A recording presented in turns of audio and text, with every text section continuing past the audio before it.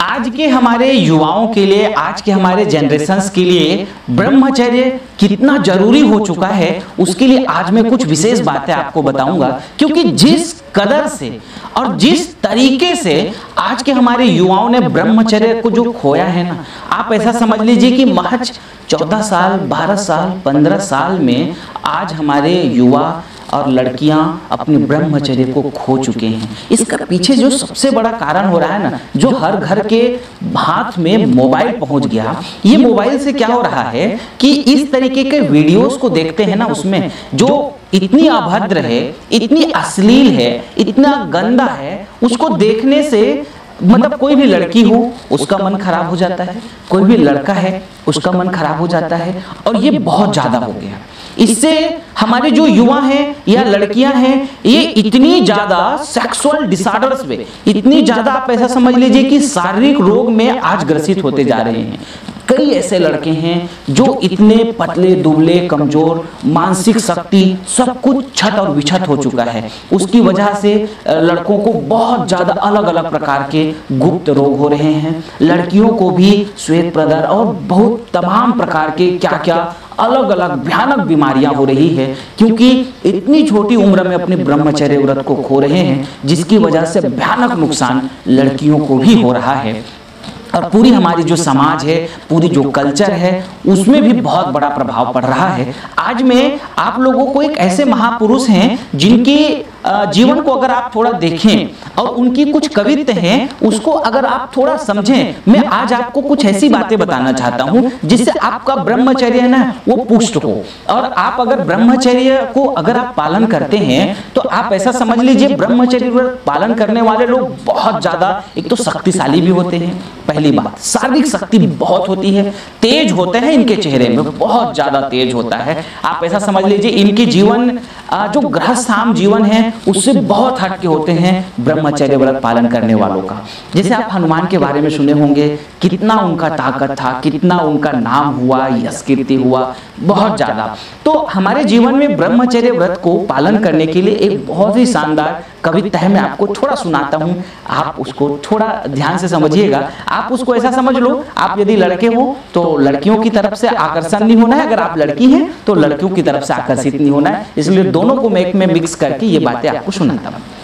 विशाल साहब लिखते हैं, स्ववश स्वतंत्र जाए, तन मन धन जाए, ज्ञान ध्यान बुद्धि जाए, परस सुखाए से, इंद्रिय न पवित्र जाए, अंतर सुधीर जाए, अभय अचिंत जाए, बुद्धि भर माए से, आचार्य विचारे जाए, प्रेम नेम छूटी जाए, देहा शक्ति नासी जाए, कोमल सोहाए से, साच इतबार जाए, पर उपकार जाए, सुयस प्रताप जाए, ख्वाहिश बनाए से, ज्यों ज्यों परस कर त्यों त्यों कष्ट सिर मानी मानी सुख ताहा जीव भर मावते, यदि दुख दूर हित यदि करे वारे वारे, पाली पाली शत्रु काम शत्रु को नसावते, जहाँ तक दुख देखो सब ही का मूल भोग, दुख से डरत नित भोग प्रिय ध्यावते, समझ परति नहीं बाती यह थोड़ी, यस विविध उपाय करे दुख ही मिटावते। क्या लाइन लिखते हैं विशाल साहब, कहते हैं ना कि आपके जीवन में जितना दुख दिखाई देता है ना,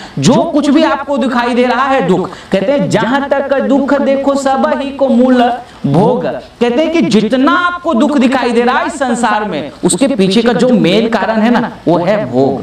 भोग का मतलब अब बहुत बड़ा विशाल होता है भोग, चाहे वो स्त्री संबंधित भोग हो या स्त्री है तो पुरुष संबंधित हो, इसके अलावा समाज के जो विषय हैं, कई प्रकार के जो काम क्रोध मोह लोभ ईर्ष्या द्वेष छल कपट, बहुत दुनिया प्रकार के जो प्रपंच हैं उनका जो भोग हैं, या कि फिर आप ऐसा समझ लीजिए गलत तरीकों की तरफ जो गलत जो चीजें हैं वहां की तरफ आकर्षण, ये सारा चीजें भोग है। और इन्हीं के पीछे विशाल साहब कहते हैं कि जो लगे लोग रहते हैं उनको सबसे ज्यादा दुख होता है। और जो शुरू से जो उनकी लाइनें रही, कहते हैं कि जो लड़का किसी लड़कियों की तरफ आकर्षित हो जाता है तो उसकी जो सबसे पहले हानि होती है वो स्ववश। कहते हैं कि आपकी जो स्वतंत्रता है, जब आप भोग की तरफ चले जाते हैं तो आपकी स्वतंत्रता चली जाती है।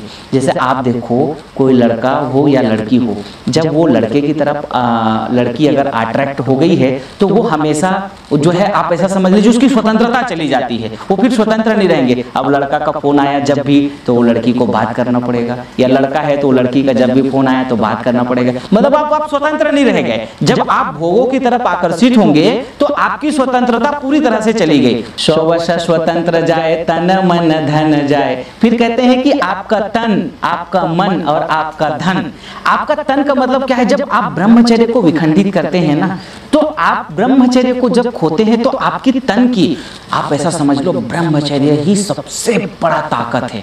तो आपका तन भी चला जाएगा और मन की जो अच्छी सोच है वो भी चला जाएगा, और आपका धन, अब आप सोचो कि आप जब आप किसी लड़की को घुमाना है, कहीं इधर उधर लेके जाना है, तो अब आप ये सोचो ना कि आपका धन भी खर्च होगा। तो स्ववश स्वतंत्र जाए, तन मन धन जाए, ज्ञान ध्यान भक्ति जाए, परस सुखाए। से कहते हैं कि आपका ज्ञान भी चला जाएगा, आपका ध्यान भी चला जाएगा, भक्ति भी चला जाएगा। आप जो कुछ भी कर रहे हो, जब आप किसी डिस्ट्रैक्शंस में फंस जाते हो तो आपकी सारा चीजें चला जाता है। इसके अलावा आप ऐसा समझ लीजिए, हर तरीके से स्ववश स्वतंत्र जाए, तन मन धन जाए, ज्ञान ध्यान बुद्धि जाए, परस सुखाए। से इंद्रिय न पवित्र जाए, अंतर सुथिर जाए, अभय अचिंत जाए, बुद्धि भर माए। से जब आपका बुद्धि में भ्रम हो जाता है ना, तो आपका ऐसा समझ लीजिए बहुत कुछ हानि होता है। अब शॉर्टकट में इसको समझाता हूँ।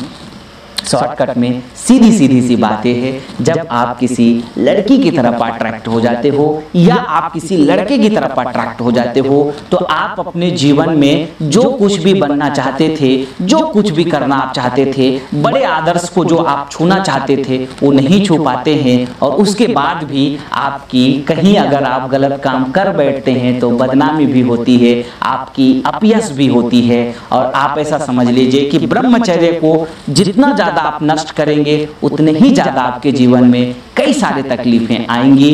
तो आप ऐसा समझ लीजिए कि अगर एक गृहस्थ आश्रम भी जीवन जीते हैं तो आप कोशिश कीजिए कि साप्ताहिक ब्रह्मचर्य रखें या मंथली ब्रह्मचर्य रखें। जितना हो सके, जितना आपसे संभव है, उतना ज्यादा आप ब्रह्मचर्य व्रत का गृहस्थ आश्रम में भी पालन करें। और जो गृहस्थ आश्रम में जीवन जी रहे हैं वो तो इस बात को जरूर ध्यान रखें कि एक पत्नी व्रत, एक पति व्रत का नियमों को पालन करें। आजकल थोड़ा गड़बड़ हो गया है, बहुत सारे लोगों के बहुत सारे रिश्ते रहते हैं, इसी कारण से हर घर में झगड़ा, हर घर में लड़ाई बनी रहती है। क्योंकि लड़का मोबाइल को अपना देखते रहते हैं, पत्नी कहीं मेरे हाथ ना लग जाए, दूसरे गर्लफ्रेंड का उसमें मैसेज ना आ जाए, पत्नी को डर लगता रहता है कि कहीं मेरे दूसरे बॉयफ्रेंड का मैसेज ना आ जाए। तो दिन रात लोग डर में जीवन जीत रहे हैं, डर में जो है लोग अपने जीवन को व्यतीत कर रहे हैं। ऐसा नहीं होनी चाहिए। तो अब आप फाइनली इस बात को समझ करके अच्छी ब्रह्मचर्य व्रत को पालन करते हुए अच्छा जीवन जिए, वहीं पे ही आपको सभी सुख मिलेगा। और अगर आपके जीवन में जो कुछ भी दुख दिखाई दे रहा है उसके पीछे कहीं ना कहीं भोग हैं, कहीं ना कहीं आपका डिस्ट्रैक्शंस है, तो आप अपने जीवन को सुखी और संपन्न बनाना चाहते हैं तो ब्रह्मचर्य व्रत का पालन जरूर करें। ब्रह्मचर्य व्रत को पालन करने के लिए इसी प्रकार के कुछ अच्छे विचारों को, इसी प्रकार के कुछ अच्छे जो पुस्तक हैं, ग्रंथ हैं, उसको पढ़ते रहना पड़ेगा। देखिए क्या होता है कि जब आप गलत चीजों को देखते हैं तब आपका मन डिस्ट्रैक्ट होता है, जब आप गलत चीजों को पढ़ते हैं तब आपका मन डिस्ट्रैक्ट होता है। इसका मतलब क्या? आप जब गलत देखते हैं तब आपका मन खराब होता है, तो इसका मतलब हम अच्छा अगर देखेंगे तो हमारा मन अच्छा होगा। तो अच्छे मन रखने के लिए, अच्छे ब्रह्मचर्य व्रत को पालन करने के लिए अच्छे लोगों को देखें, अच्छे तरीके से देखें। इन्हीं शुभकामनाओं के साथ आप ब्रह्मचर्य व्रत का पालन करते रहें, आप सुखी रहें, आप संपन्न रहें। आप सबके लिए बहुत बहुत धन्यवाद।